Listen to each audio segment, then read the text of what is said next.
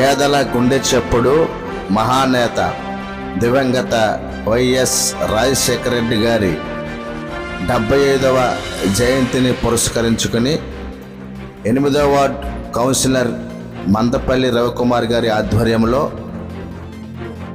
Mandapeta municipal chairperson శ్రీమతి పతివాడ నూకదుర్గారాణి గారి చేతుల మీదుగా మండపేట 7వ వార్డులో గల ఆదర్శ హెల్పింగ్ అండ్ స్వచ్ఛంద సేవా సంస్థ వారి నిత్యాన్నదాన శిబిరంలో నిరుపేదలకు అన్నదాన కార్యక్రమం నిర్వహించడం జరిగింది.